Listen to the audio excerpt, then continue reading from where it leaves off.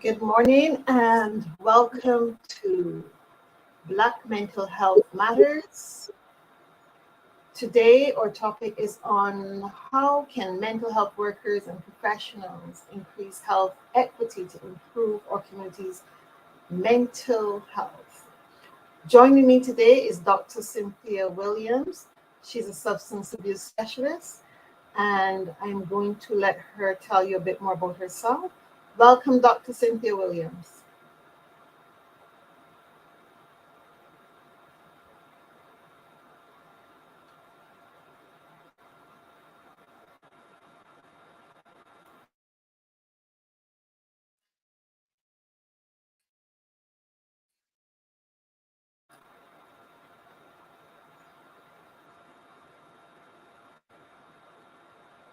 Good morning. How are you?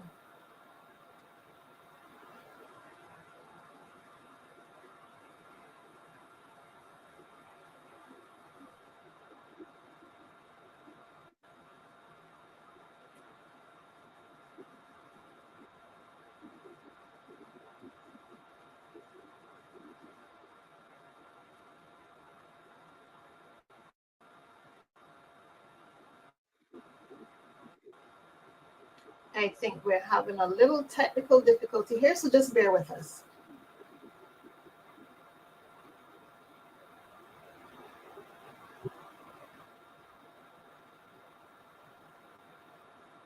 Good morning, Dr. Williams. Can you share with our audience a bit more about your profession? Just introduce yourself to the audience.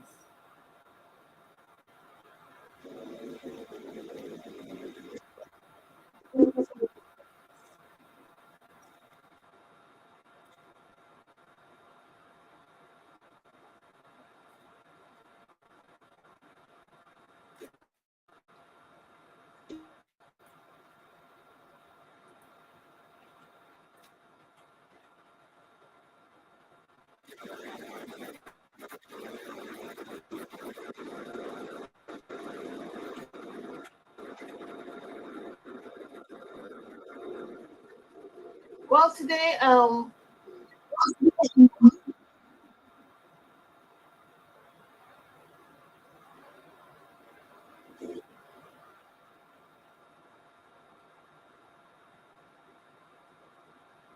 Cynthia, I'm not hearing you.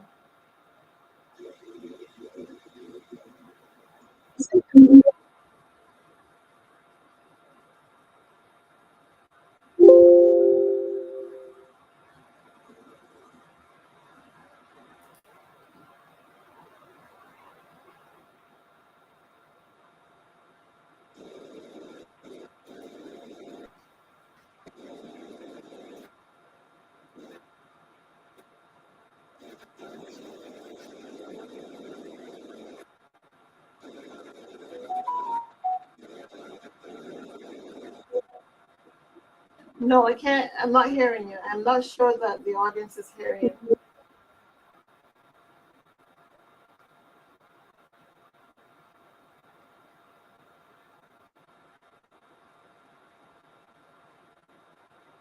To all our viewers out there, just bear with us. We are having a technical moment and we'll try and resolve it as soon as possible.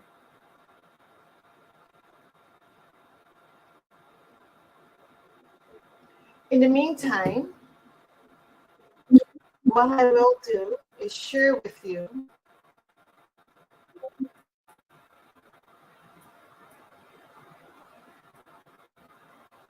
this comes from the Center for Disease Control and Prevention. This is an article that was written on their website on July 12, 2022. And it says, and I quote, mental health care is important for mental well-being, yet many people from racial and ethnic minority groups face obstacles in accessing needed care. These obstacles may include lack of insufficient health insurance, lack of racial and ethnic diversity among mental health care providers, lack of culturally competent providers, financial strain and stigma. And these are basically some of the areas that we will be covering today in our conversation as soon as Dr. Williams can get her mic going.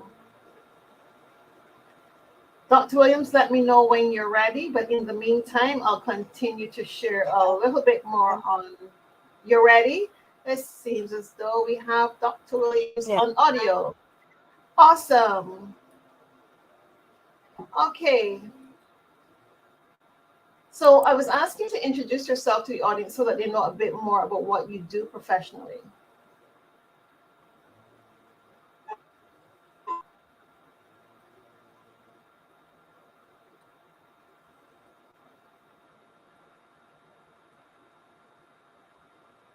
Microphone.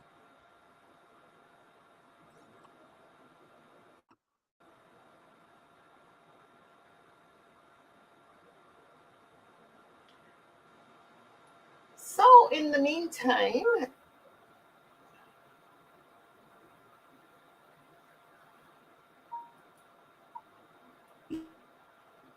Yeah.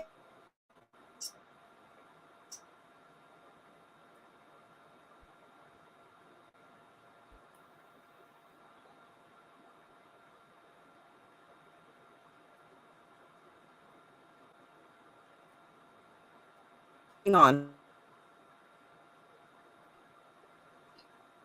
So in the meantime, while I'm trying to clear the technical difficulties, I'll go on and share a bit more from Centers for Disease Control and Prevention. And this segment actually talks about how racism negatively impacts mental health.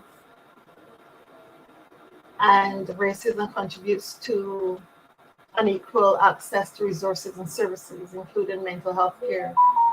First-hand experiences of racial discrimination, as well as witnessing or hearing about discrimination from others or in the media, can cause or intensify stress and racial trauma. Mental health equity is a state in which everyone has a fair and just opportunity to reach the highest level of mental health and emotional well-being. And as I said earlier, that comes from the Centers for Disease Control and Prevention website, an article on mental health equity.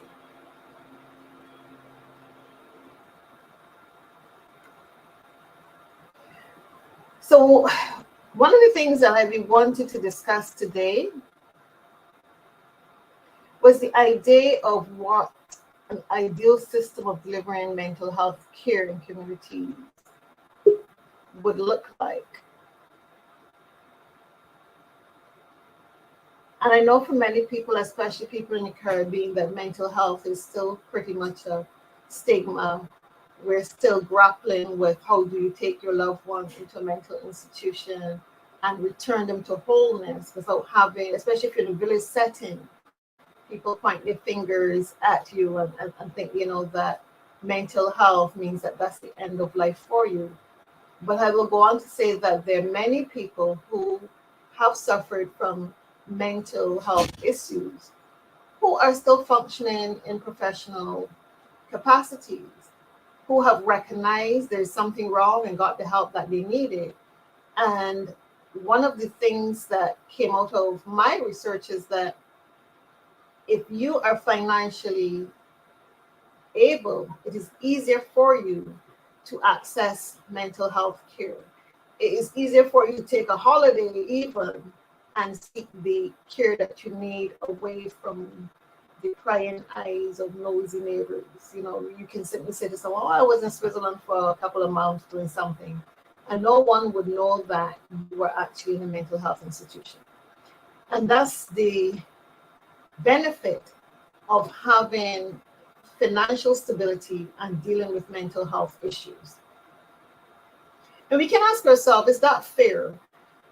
Is that a fair and just system where one segment of your community can easily access care because of their financial position, or in some cases, their status in society? Mental health affects everyone in a society. Everyone. And I'm of the opinion that everyone should have access to mental health clinics.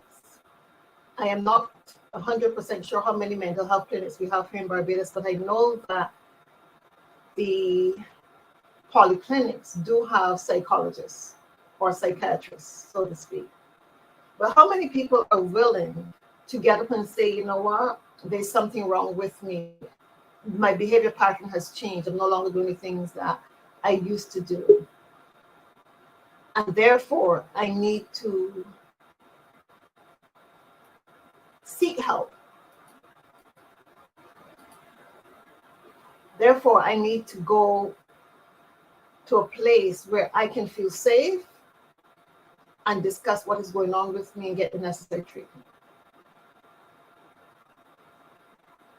And these are some of the issues that we face when we're talking about mental health equity.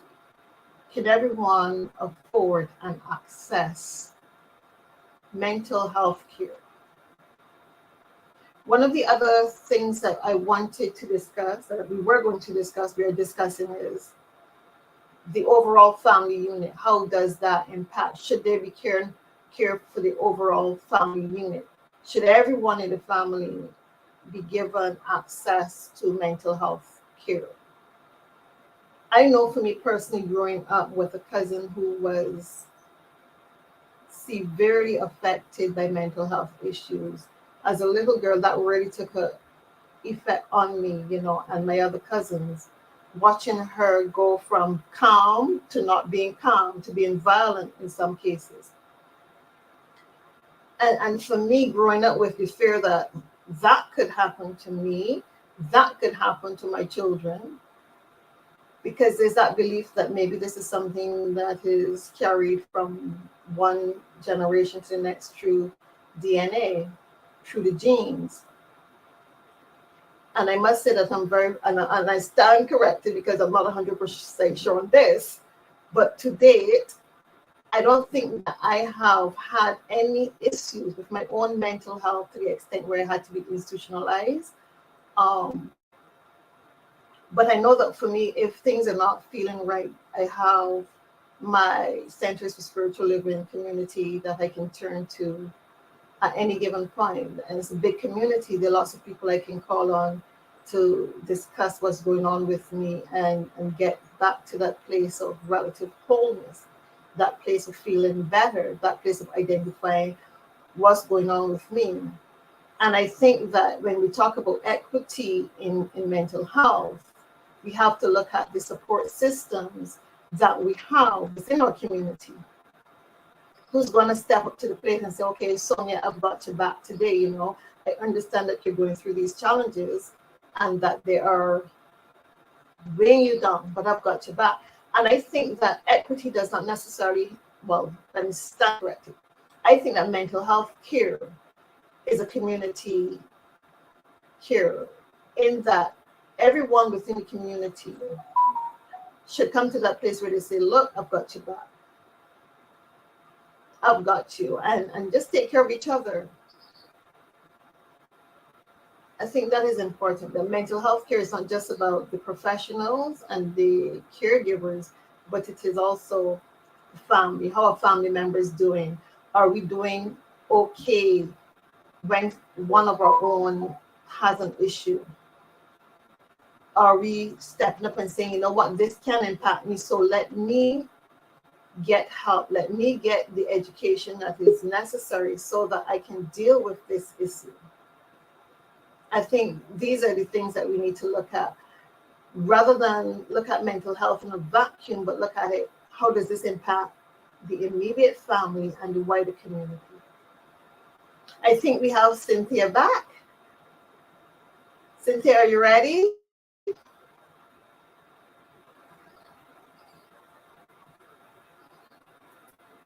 Hello, Cynthia, are you ready? Oh, yeah. Welcome back, Cynthia. Oh, I do so apologize. I mean, I couldn't get into my phone at all. So I do apologize. Can you hear me and everything? Can you hear me? Yes, I can hear you and I can see you. Wonderful. Yes. Okay. I'm just listening to some of the things that you're saying, and there is a fear, there's a stigma especially in families that, one person has a mental illness, and that scares them, and either they kind of try to not talk about it thinking that it's going to go away, or it's that family secret that no one, well, yeah, oh yeah, that's just Uncle Joe, he's okay. He's just this, that, or the other. And within our own families there can be that stigma, and that could stop them, our communities, from having equitable mental health care, because we don't want to take them, and it's a family thing. We don't want to talk about that as as family. That's correct. I But think one of the things coming out of mental health too is that families can feel ashamed of having relatives who are not doing well mentally. absolutely, absolutely. And I think what needs to happen is that we need to have more mental health professionals that are uh, in the African American community, that actually look like us. Because what I've found in my work is that there's an eagerness to get help, but they want it from someone that looks like them. That's correct. I've heard those stories coming out of Canada as well. Uh, and in my work with So, children, how do we, as mental health care professionals, level that playing field where there's equity? How do we make it equitable for persons who are in the lower income brackets to access mental health care?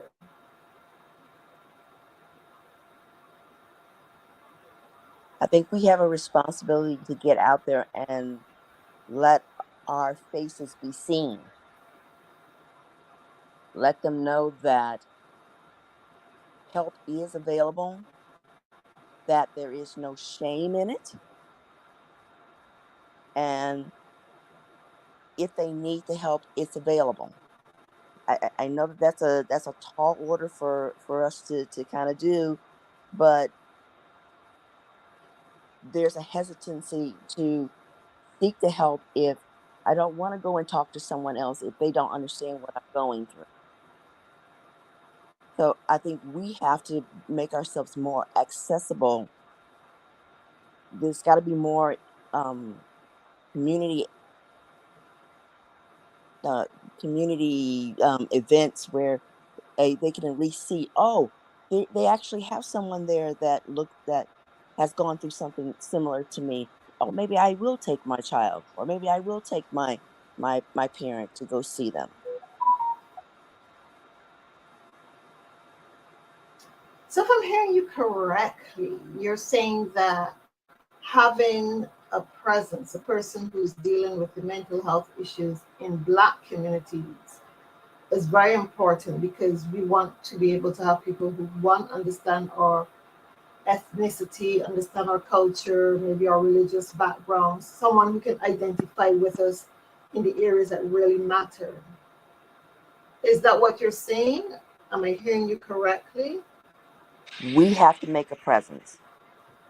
It's we we have to. It has to be shown in those communities that yes, there is help available. Granted, as I say, it's going to be a tall order, because we don't have many. I mean, we need to get more that are interested in the behavioral health field to go through it, but we need to make our presence shown in these underrepresented communities, in the Black communities. They've got to see us out there, and it's no shame in going and getting help.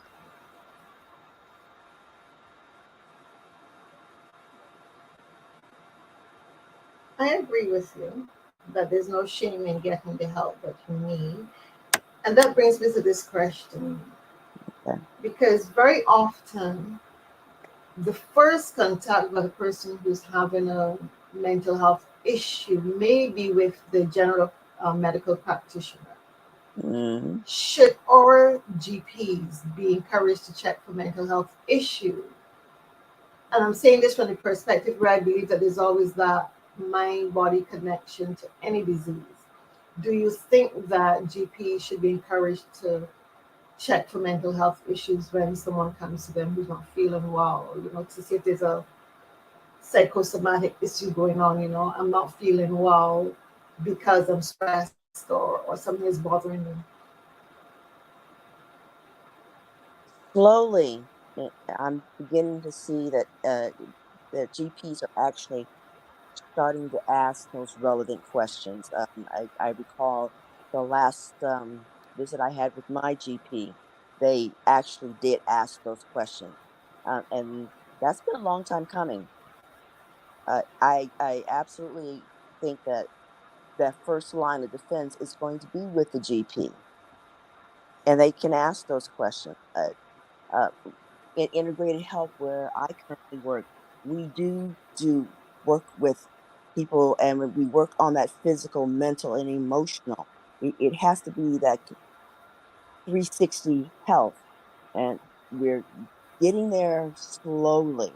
But integrated health is the direction that we need to be going here at in this country, in this community. It has to be, the buck has to stop at that GP, because then it's that GP that, if they ask those relevant questions, then they can kind of steer them in the direction of, well, in the behavior health direction.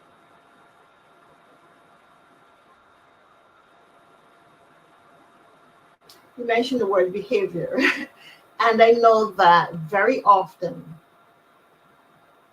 people suffering from mental health challenges are misdiagnosed Mhm. as just having a bout of, bad behavior, some sort of behavior problem going on. And you can see this especially in the elderly or the very young. How can we change this so that access to mental health care is given sooner rather than ignoring the issues? And sadly, that is so true.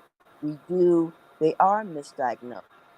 Uh, oh, they're getting old, or they're, how can we, it has to stop with, again, it has to start with the GP. It has to start with the individuals that work in these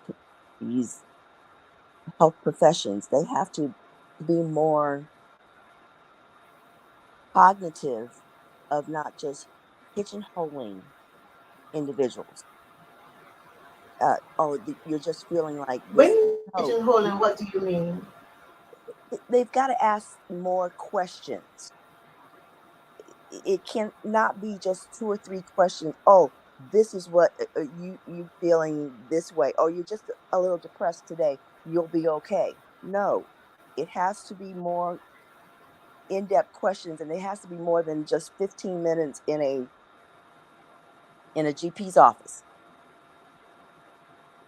You're not going to make a determination of someone's mental or well-being in asking 4 or 5 questions. And sometimes they're not going to be very upfront and honest with you anyway, especially if it's someone that does not look like you. And then you start asking some of those in-depth questions, they're going to say, whoa, whoa, whoa, what do you, I'm not going to answer those questions. They may not even be comfortable talking to you at that point. Our health professionals are on that front line. They've got to be more perceptive of the individuals that come into their office. And if they see that they're not comfortable talking about certain questions, they need to be able to hand them off to someone that maybe they might be more comfortable with talking to. Or maybe if it's an elderly person, they need to be, hey, are you more comfortable having your daughter or your family member in here when we're talking to them? It's perception.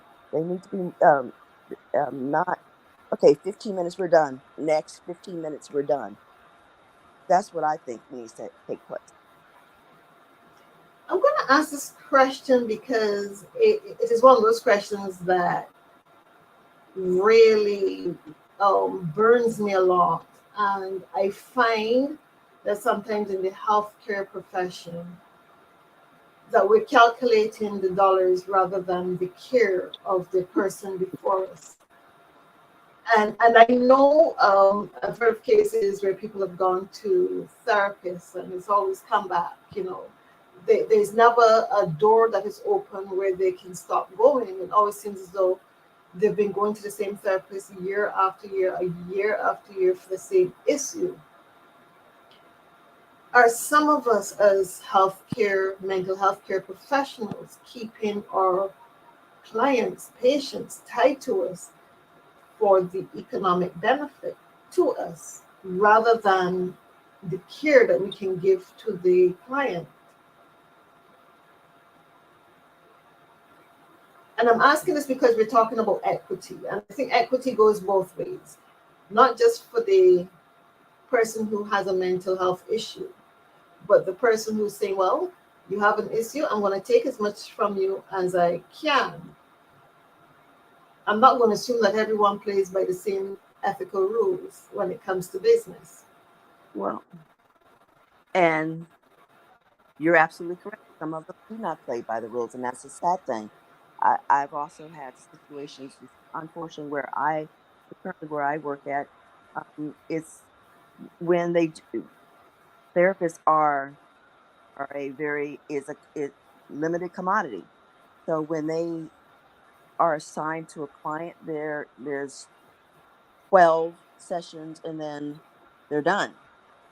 And I'm frustrated in that sense that especially with a young adult or a child, 12 sessions, there's no way that you're going to make a difference, especially when you're trying to establish trust, which may take several sessions. And then here is the 12th session, and then okay, well, let's see where have we made any progress. Oh, we haven't. Well, okay, we're done.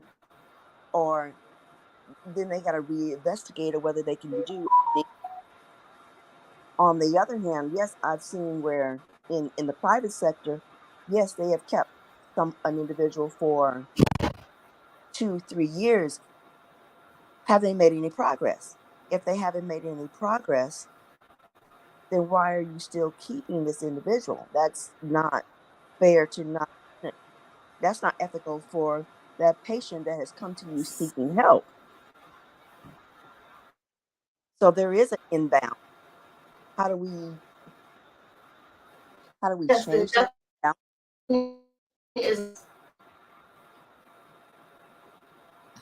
I Well, mean, that's a question, and I think that's a question for another discussion where we as healthcare professionals have to get together, have a forum where we discuss the way forward in terms of making it possible for all persons to have access to healthcare, absolutely. even if they're in the low social economic bracket. How are we going to do that? Are we going to ask our governments to have more funding for healthcare? Especially in behavioral health, especially with counseling therapy. It's very difficult at times to get the funding for that, and with insurance, there many times there's a set amount of sessions that they are willing to pay for, which is not fair.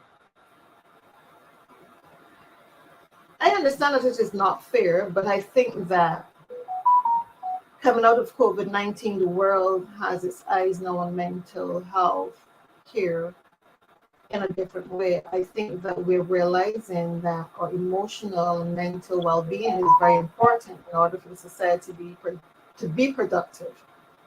So I think that governments are ready to put their hands deep down into the little pockets and say, look, we're going to spend more money here. But are we willing to work with that? Because it might mean that if government is going to subsidize healthcare programs, that we as healthcare professionals may have to revisit what we're charging per hour. With that being the We may have to say, look, if we're going to have to subsidize, we can charge less, or we can do a give back where we give a certain amount of hours per month to a health clinic. volunteering at a health clinic to help out with the situation in terms of making sure that people can get that assistance that they need.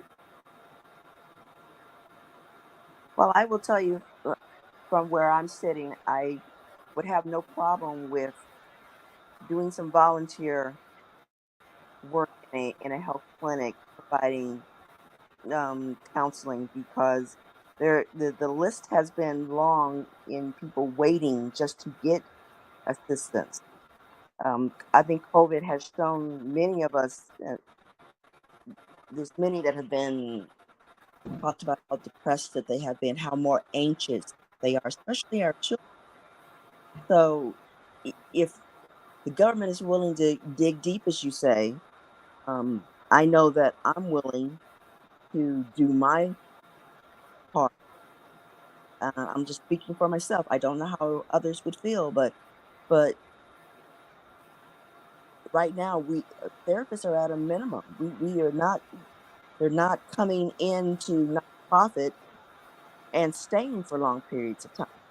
They get their license and then they go off to the private sector because that's where the money's at.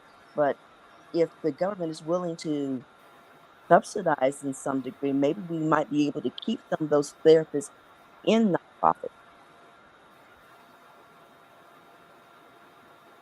This brings me to the question of, should we teach mental health at the general school level as part of our general curriculum?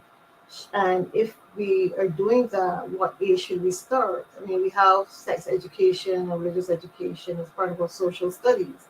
Should we make mental health a part of our social studies within the school system?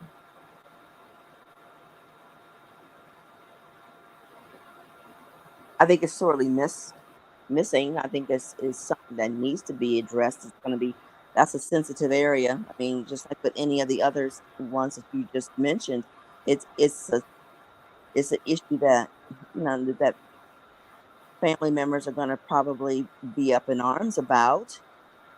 But I think I think we're seeing more and more cases of, again, the anxiety, the depression in our youth, the cases of suicide, the substance abuse just to numb the pain.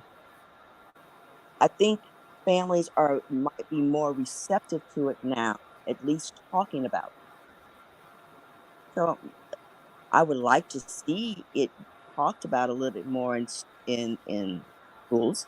I know where I just currently think where that if young people start young, you can go ahead.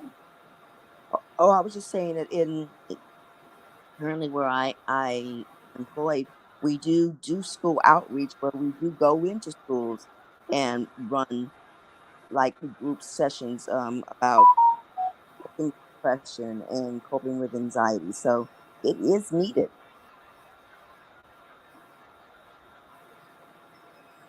I just think that if you work with young people and you start programs like mindfulness in the school and yoga, things that help them to de-stress and connect to themselves in a different way, I think that would help. I always think that if you can change what is going on at the seed level, the tree that grows from that seed would be a different kind of tree. That's just my opinion. And I'm also a believer that mental health is connected also to your spiritual well-being. I am a licensed spiritual practitioner. And for me, having that wholeness is very important. And I know for a lot of places now, it's like we take God out of the equation. And Mhm. when that element is missing, and I don't remember who said this, could have been St. Francis who said, "You're restless until you rest in God." Could have been, but I stand corrected. And I think that that is a key element of creating equitable mental health from a different perspective. Equitable in the sense that when you bring that spiritual balance, and if you maintain that spiritual balance through connecting to the God of your understanding, whether you're a Christian, Hindu, Muslim, Jew, or any have any other spiritual practice, once you can bring that into the balance, I think that you would find the wholeness that you're looking for mentally. And I believe that that's where the equity in mental health should start, by finding your spiritual balance.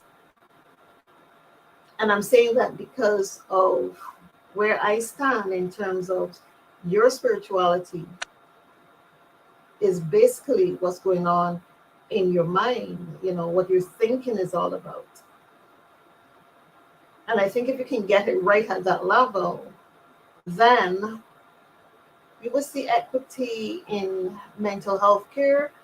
People like myself and yourself would look at mental health care from a different perspective, because when a client or patient come to us, we can then help return them to that sense of wholeness without judgment, without saying, well, you've been bad or you've done this bad thing, so this is why this is happening to you.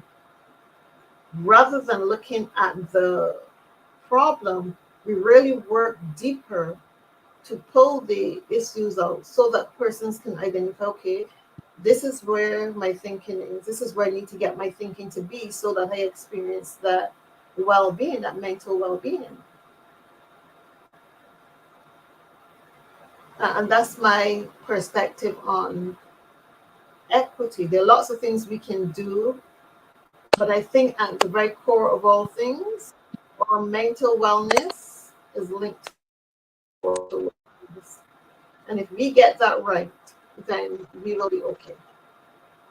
We'll be more than okay. I'm in agreement with you.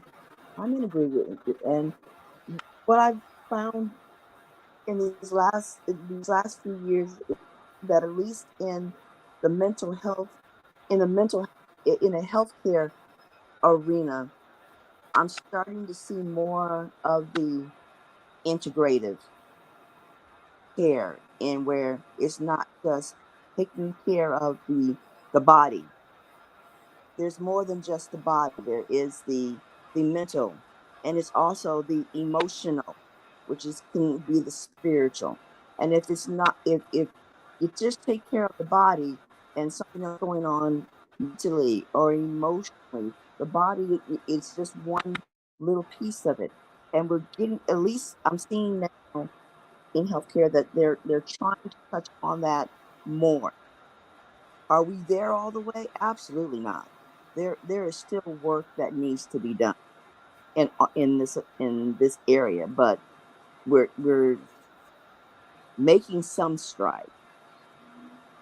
And it brings us back to the question I posed earlier about encouraging GPs to check for mental health issues, where the body and mind connection can lead to disease. If I'm not feeling well, is the root cause just a physical problem, or is it a psychological problem? And I think this is where, when we talk about mental health and equity, we need to look at it in a holistic way. We're not just thinking in terms of the physical aspect, that mind-body connection. We look at the whole. We're no longer just taking an aspect and saying, oh, little Johnny behaved badly today, so let us look and see what's going on with him at a mental level. But we're looking at his emotional and spiritual well-being all in one. And I think for me, that's how I view equity, the wholeness of the person. And how do we get there? How do we get people to that place of wholeness, total wholeness? How do we get there? Well,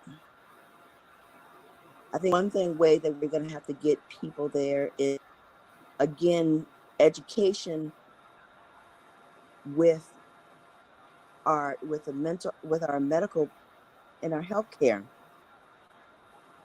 And it has gotten better in the sense that we, at least, I mean, I remember there was a time where in medical school, and I remember someone telling me they had one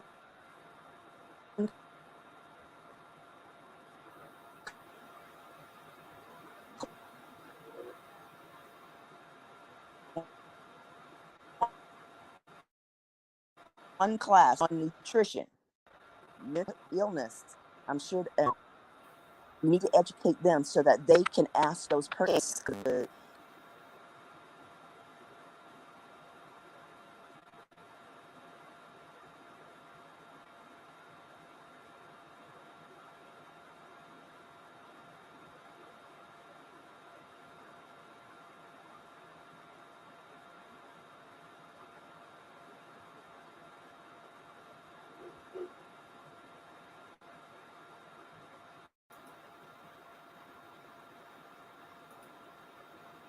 Might maybe they're suffering from some depression, and the depression is stopping them from taking care of the body. So those probing kind of questions have to start from our healthcare professionals, and I don't want to put it all on them. It's everyone in the healthcare profession needs to ask more of those questions, not just do that superficial surface. They need to probe just a little bit. Yes, maybe that person might not like some of those questions that you're asking them, but in doing those questions, you might be able to find out the real reason why they're feeling a certain sort of way, and be able to direct them to the right resources. A lot of times we're giving them the wrong resources. Take your medicine. Well, I don't want to take my medicine. Or they take the medicine and they still don't feel better. Well, that's because you didn't ask them the right questions. I agree with you. Asking the right questions can really help you to assist another human being I can't hear you. finding them. I said, I agree with you there, that asking the right questions can really help in Hello? assisting.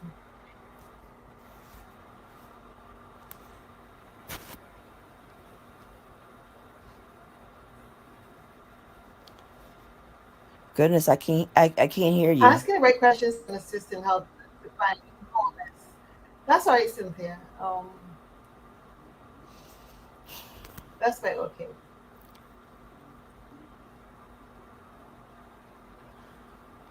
Seems as though we're having some technical difficulties again.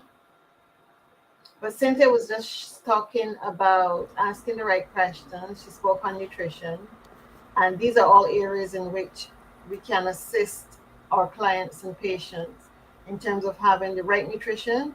When they come to, we ask the right questions so that we can help them to identify the areas that are causing them distress in their life. I'm so Cynthia, sorry. can I you don't hear know me what now? happened. I can't hear a word you're saying. Okay. So what I'm going to do is a quick recap of some of the things we discussed earlier. That is families and finding ways in which you can treat for the whole family, bring the whole family on board for mental wellness, especially if they have someone living in home with them, how that can impact the entire family, where for everyone gets to that place of safety where they can share and find wholeness collectively.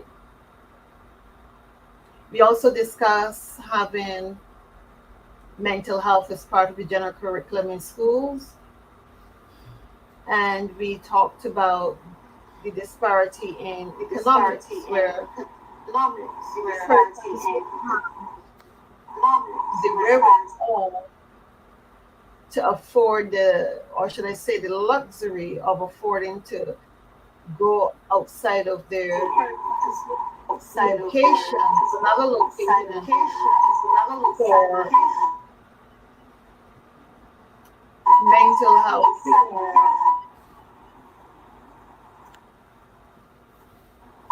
Mental health.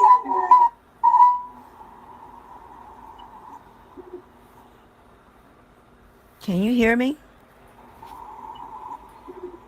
Yes, I can hear you, Cynthia. I was just doing a recap so that our audience can have that information as to what we were Can discussing, you hear which me? is the behavioral problems being Yes, I can. misdiagnosed in some Okay. cases. So the discussions being misdiagnosed in some cases.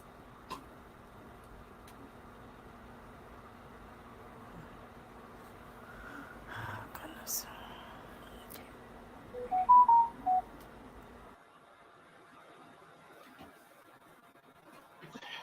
So I'm just going to go back over what I was just saying, that mental health equity calls for us to be more open with where we are at as healthcare professionals. There's still a lot of work to be done in terms of getting persons the help that what we here at Mental Health Matters are doing, raising that awareness that mental health matters.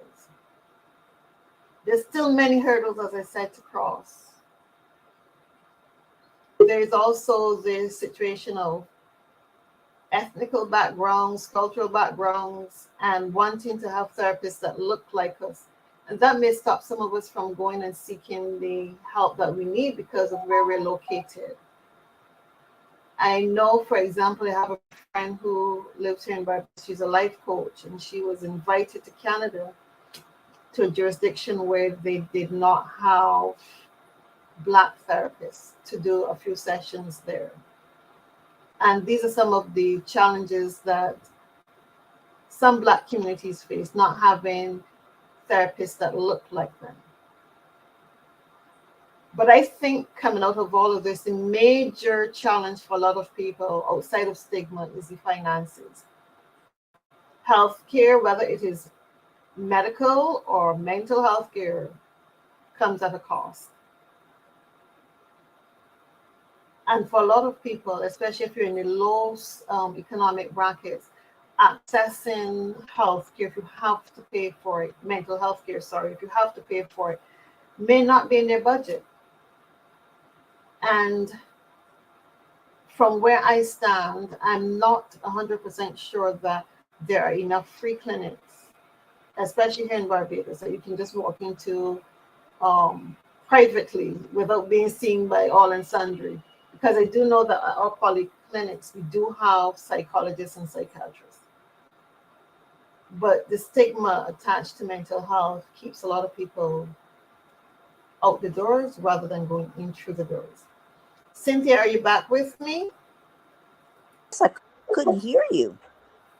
I mean, Okay. yeah, I couldn't hear you. Uh, and there lies our problem, too, as you were saying. Yeah, the it, there's not enough free or reduced fee clinics available, and I don't know how to solve that issue. Because again, as I was telling you, many of the therapists that come into our facility, they come in as interns. They do their internship, and then once they get their license, they leave because they know that they can make more money in the private sector. It I like the idea of what you said about the government maybe subsidizing. Maybe that might keep them in the nonprofit for a little while longer.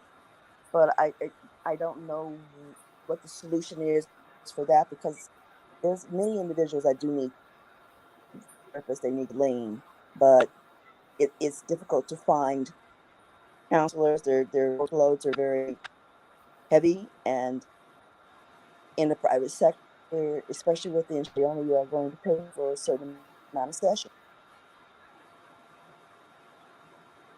Well, what I would like to say is that we can create a world that works for everyone. But again, it brings us back to finding that place of spiritual connection.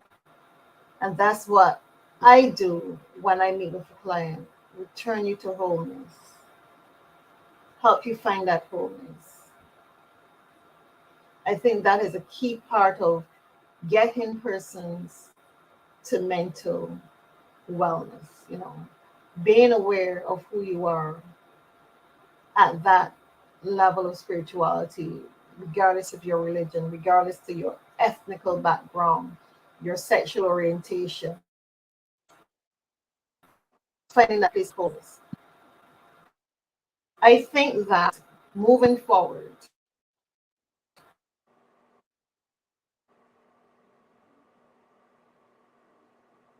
come to safe places where you're not judged and safe places where you can just be free to share. That is important. Should we wait for governments to subsidize mental health care programs? I would say no to that. I would say that when you sign up to take care of another, and we can go back to the Hippocratic Oath.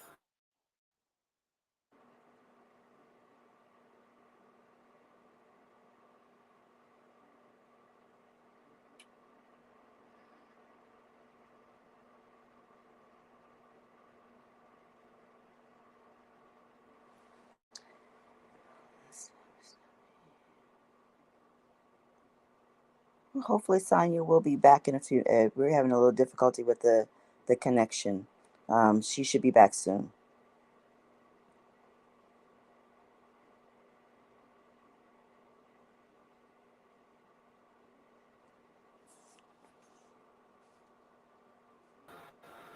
I'm sorry about that. We're having some technical challenges this morning. And as I was saying, when you sign up to be a healthcare professional in any area of healthcare, I think you have to approach it with compassion for the person that you're dealing with. Absolutely. It can't just be about what's in it for me. It has to be what's in it for all of us. And if we as healthcare professionals really want to make a difference, we have to start with ourselves first. How am I showing up? Am I showing up as that person who really wants to help the client to become whole and move on? Or am I showing up as that person who wants to keep the client and have a long list of clients forevermore? As for me, I'm about returning you to wholeness. You come to me with an issue, I would trust that within the first session, that issue is healed and you can move on. And that's because I'm a religious science practitioner. I'm working with the spiritual element. I'm working with wholeness. I don't want to have clients holding my hand or I'm holding your hand forevermore. That restricts me from being able to help more people. And I don't think that finances should prevent a person from having the care that they need. I honestly think that as a mental health care professional, sometimes we need to re-examine what we're really doing when it comes to the financial aspect. There must be other ways in which to buffer any fallout. I cannot be happy. I would not be happy if I'm taking from someone who needs help but cannot afford it, and I say, well, go away. It can't help you because you can't afford it. There must be a way around that. But for me, as a spiritual practitioner, I guess I would look at things a little differently. I want to see the whole picture, not just a part of the picture. And that's not to say that I'm going to devalue my worth, but there must be a way to work things out, to bring that balance back, to bring the equity that we're talking about. There must be a way.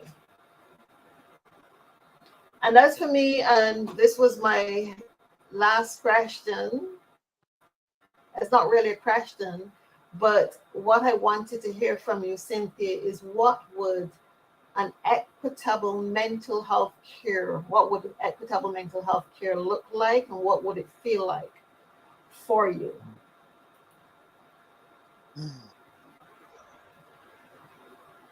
what it would look and feel like for me is the whole body, the whole body, the whole mind, the whole, many of the things that you were talking about, um, finding that wholeness.